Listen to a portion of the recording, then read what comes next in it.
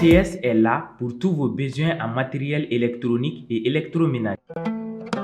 Sistra Technologies est une société de prestation de services et de commerce, évoluant dans le domaine des nouvelles technologies de l'information et de la communication, la fourniture de matériels biomédicaux, la bioinformatique. ESG, École supérieure de gestion, le CNAM INTEC, spécialisé dans la formation des métiers de la comptabilité et de la gestion d'entreprise. Nous sommes à Badialan 2, immeuble ex-cinéma ABC.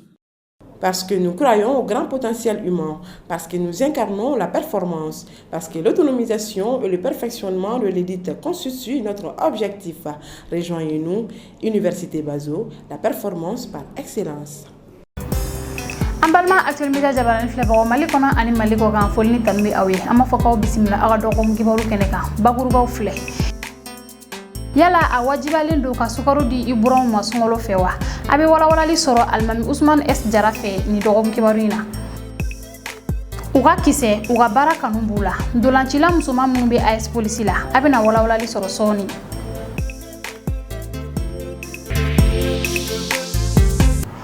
ka kayani sungalo ye scout egi du mali mawe suntike glanka di bolma fentigu ma sumetike kamunu to siraka alamsado afrikalo kliworo samba fla an mugan saba place de la canna ukani wale anyuma meto sena fogata sungalo sa hakilla jigila ni wale mbu bolo sena abe sancha mambo abdoulaye mayiga be nyafolike awi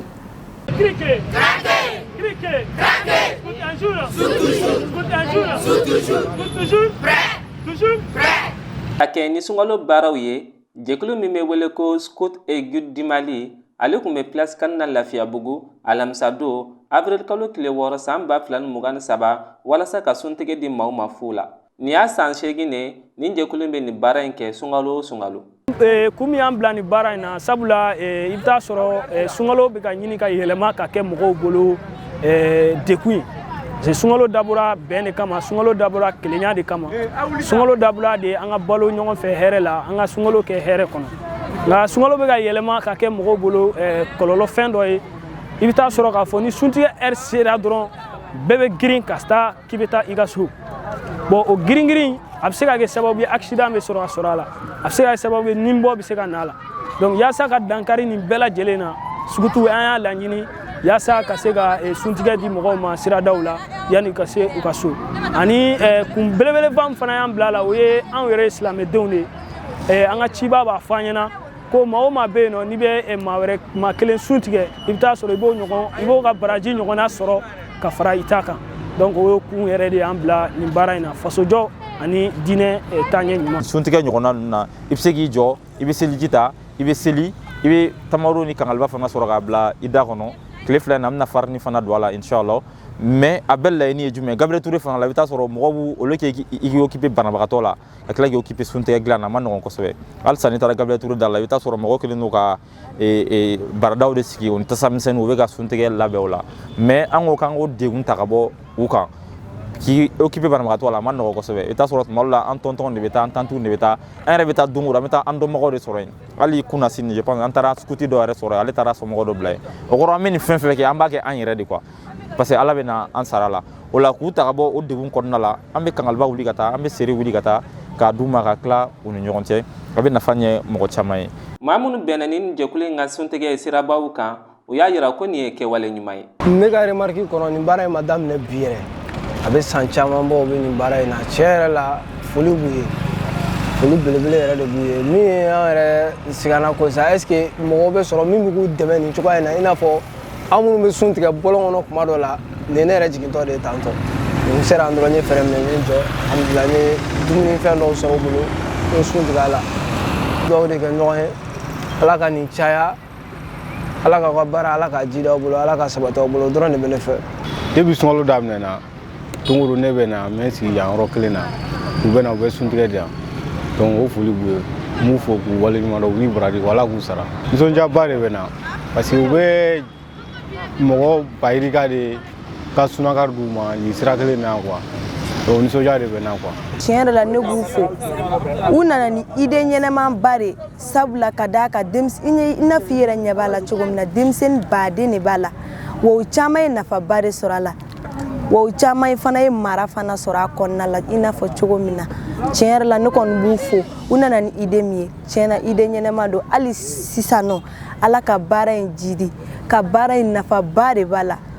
Donna nataw la Scout et Guide du Mali a yira ko nin baara ɲuman in tɛna kɔ tigɛ sunkalo. Nin baara in a daminɛli de kun ka gɛlɛn kosɛbɛ an y'a daminɛ a continueli fana alhamdulilayi san o san aw yɛrɛ ɲɛ b'a la a daminɛra localité kelen la a daminɛra Gabriel Touré la mais bibi in na an bɛ ka nin baara kelen mun organiser yan a bɛ organiser Bamako en 11 localités de bɛ a bɛ organiser yɔrɔ min na o mana bɔ région fana la an ka mɔgɔ minnu bɛ région na à peu près 6 régions comme ça olu bɛɛ b'a organiser u ka goudronnaw la u ka dɔgɔtɔrɔsow la o la alhamdulilayi an b'a fɔ baara in a taara et puis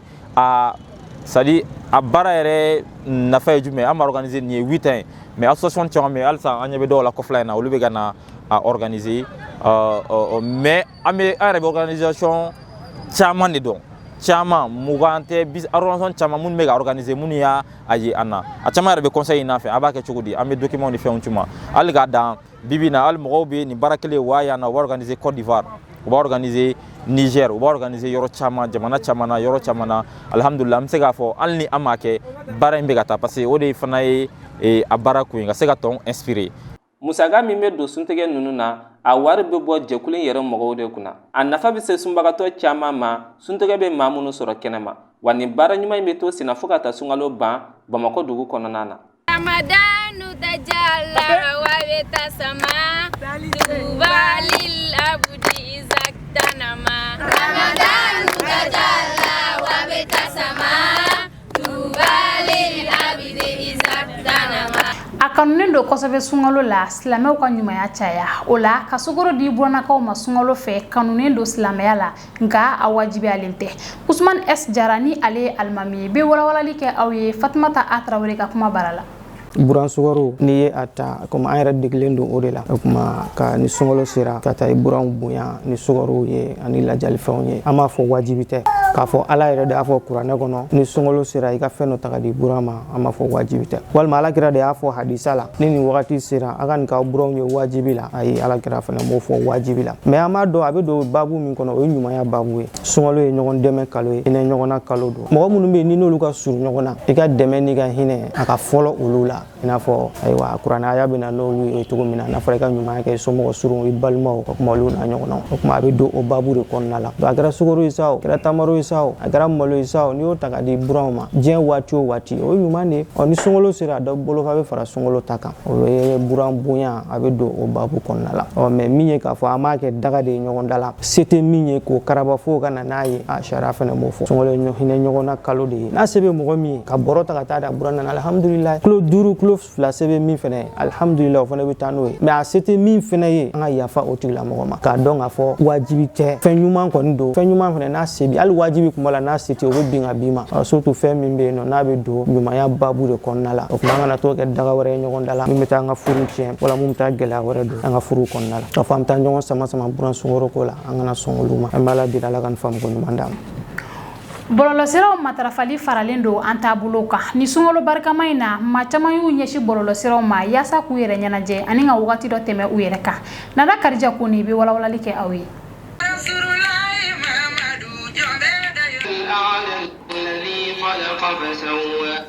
Ni sunkaloba in na bɔlɔlɔsiraw matarafalen don kosɛbɛ sabula a b'a to an bɛ kunnafoniyaw sɔrɔ ka kuma ni an limanaw ye ni ka an yɛrɛ ɲɛnajɛ nin kalo in n'a bonya bɛɛ bɔlɔlɔsiraw matarafali tɛ ka se ka dabila wa kun caman de b'a to mɔgɔ caman fana bɛ a matarafa.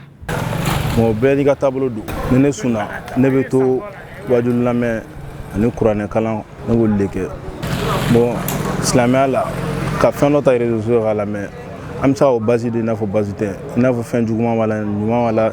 kolon fana bɛ yen ma an kɔni ta ye ɲuman lamɛn de. Bon ni ne kɔni sunna ne activité jeu PlayStation ani wajulu lamɛn olu fila dɔrɔn de ne ka fɛn loisir bon ne kɔni ɲɛna o tɛ foyi kɛ sunna. Ni maa fila ninnu kɔfɛ Fatumata Kone b'a ta matarafali kun fɔ an ye. Réseaux sociaux ka di ne personnellement parce que ne bɛ don a kɔnɔ ka n distrait quoi komi dɔw bɛ tobili ni fɛnw bila o bɛ c'est à dire yɛlɛko ni fɛnw b'a kɔnɔ quoi donc voilà ne bɛ don ka n yɛrɛ distrait ni temps libre bɛ n bolo a bɛ n na joie ni a bɛ se ka kɛ ni bɛnna tobili dɔw ye i tɛ fɛn mun dɔn quoi tu vas apprendre tout ça quoi. Bon n ye caman bɔ a la parce que an bɛ jurubiyafa kalo de la quoi. Donc il faut se repentir de ses péchés quoi. Je le conseille vraiment au cas des réseaux sociaux là parce que dɔw bɛ vidéo langolo kɛ TikTok kan i bɛ temps min kɛ vidéo kɛ la i tagar'o kɛ fɛn ci wɛrɛ la u bɛ tobili ni fɛnw na quoi. Bon o bɛɛ ka wusa ni réseaux sociaux vidéo kuntan kɛ quoi. An balimakɛ wa kɛ ka fɔ la k'ale tɛ se ka jɛn réseaux sociaux kɔ jango ni wagati in na. Bon ne ma ja vraiment parce que ne bɛ TikTok lɛ souvent bɛ TikTok lɛ ni TikTok lɛ ni bɛnna ni karamɔgɔ minnu ka explication n'u ka fɛnw ye bon mɛ n sigi m'u lɛ m'u lɛ ka essayer ka temps dɔ latɛmɛ n kan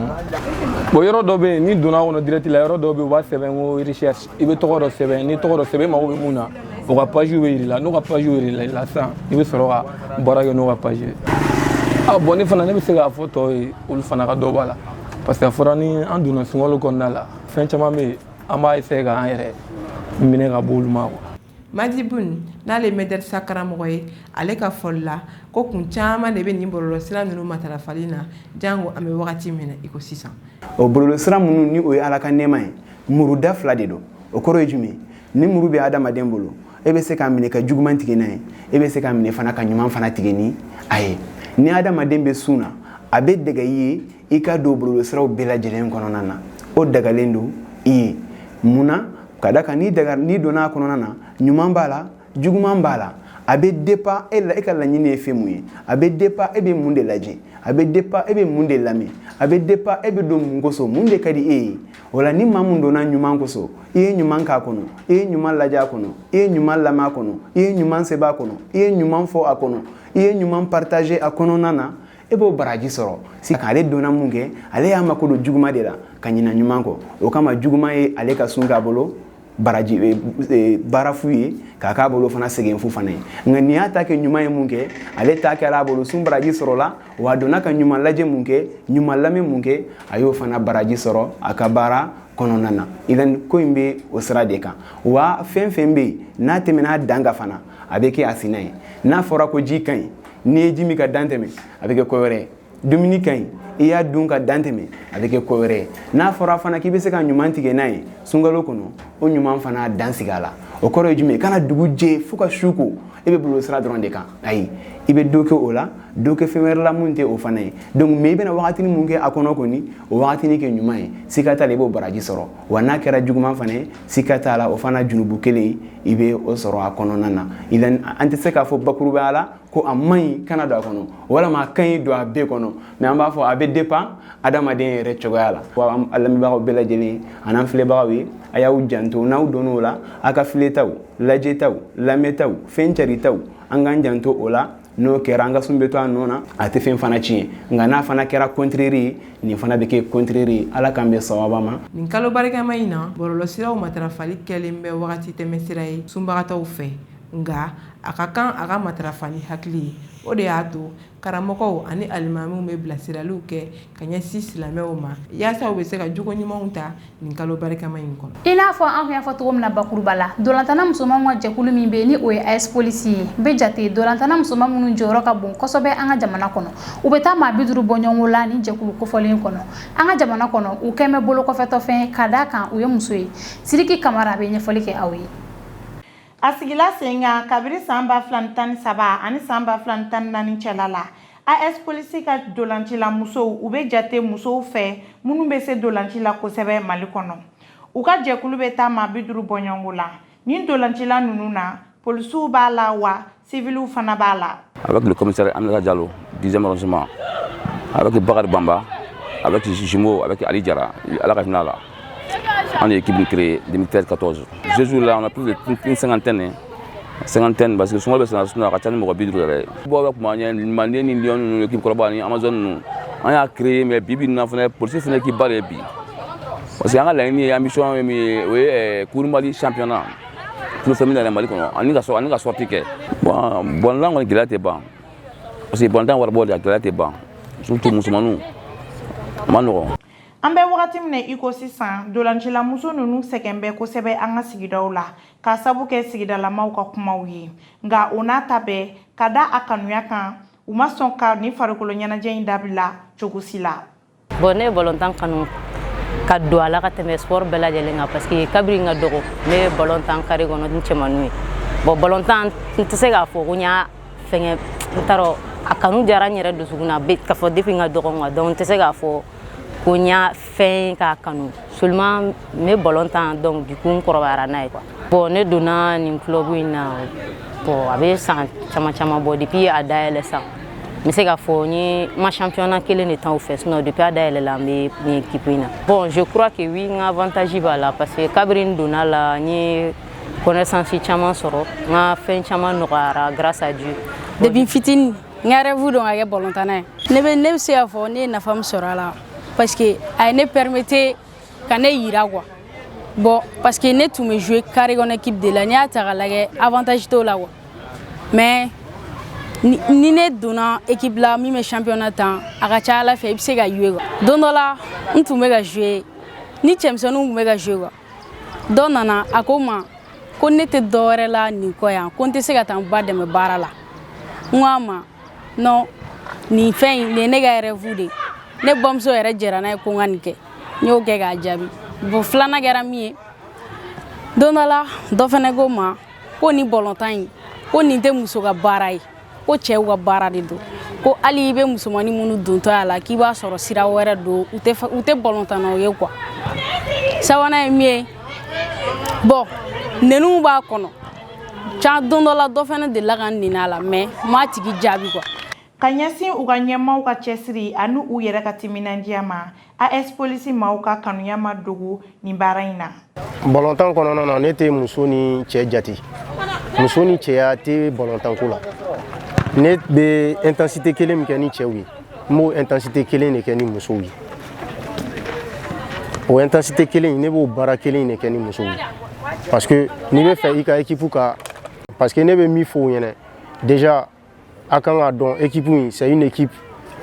discipline bɛ yan discipline ye jumɛn ye parce que c'est une équipe policière c'est une institution club i b'a fɔ club tɔw n'u ɲɔgɔnna tɛ quoi ni a diyala ye o a ma diya ye o ni décision minnu ta la i b'a essayer ka baara kɛ hali n'a ma diya ye maintenant n ka laɲini pour les perspectives à venir pour les jours à venir ne ka laɲini ye mun ye ka AS Police kɛ championne ka tila ka kɛ Coupe du Mali ka Coupe du Mali ta Mali kɔnɔ. A lakodɔnlen no kosɛbɛ cɛw de ye dolanci ye fɛn ye mun matarafalen no kosɛbɛ muso caman fɛ yaasa ka se ka kɛ u ka baara ye nka u sɛgɛn bɛ kosɛbɛ ka sabu kɛ an ka tabiyaw ani an ka laadaw ye o de la muso caman bi i yɛrɛ minɛ dolanci ma ka kɛ a ka baara ye. Sisan jamana kɔnɔ kunnafoniw a n'a kɔ kan kunnafoniw bɛna lase aw ma teliya la Jaminatu Kote fɛ. An ka jamana kɔnɔ kibaru Parti Social Démocratique Africain ɲɛma ni o ye Ismaël Sako ye tun bɛ fanga ɲɛma arabadon avril kalo tile 5 san 2023 ka sabu kɛ a tun ye tuma mun kɛ octobre kalo tɛmɛlen san 2022 RFI sanfɛ ka ɲɛsin camancɛ fanga ɲɛmaw ma kɛrɛnkɛrɛnniyala marabolo ɲɛma nɔrabila ɲangaliw tara ka ɲɛsin a ka politikiko baaraw ma. Jamana kɔkan kibaru Faransi jamana ɲɛma ni o ye Emmanuel Macron ye tile 3 taama kɛ ka taa Pekɛnkaw fɛ yen mun daminɛna arabadon avril kalo tile 5 san 2023 hakilina jiginna nin ye a ka taama fɔlɔ ye ka taa Pekɛnkaw fɛ yen kabiri san 2019 waati Faransi jamana ɲɛma kunbɛra ni Chinois ka ministre mun ka baara ɲɛsinnen don u ka jamanaw cɛko ani jamana wɛrɛw cɛko ɲɛnabɔli ma ni o ye King Gang ye.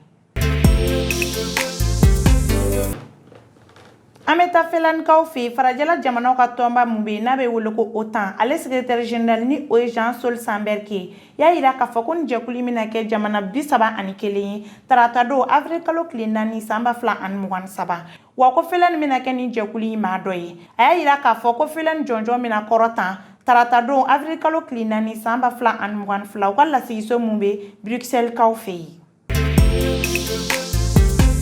Alisan jamana kɔkan kibaru Ukraine jamana ɲɛma ni o Volodymyr Zelensky ye y'a ka taama fɔlɔ kɛ ka taa Poloɲkaw fɛ arabadon avril kalo tile 5 san 2023 o jamana mun ye a dɛmɛba jɔnjɔn yaasa ka dankari kɛ Rusiw la a y'a yira k'a fɔ ko donna nataw la ko baaraɲɔgɔnya bɛna tɛmɛ ani nin jamana ni ɲɔgɔn cɛ ka taa lakanako sira ani sɔrɔ sira fɛ. Ma Actuel Media jabarani filɛbagaw ni bɛ dan sigi an ka bi dɔgɔkun kibaru la an b'a fɔ lakaw kan bɛn diɲɛ wagati wɛrɛ.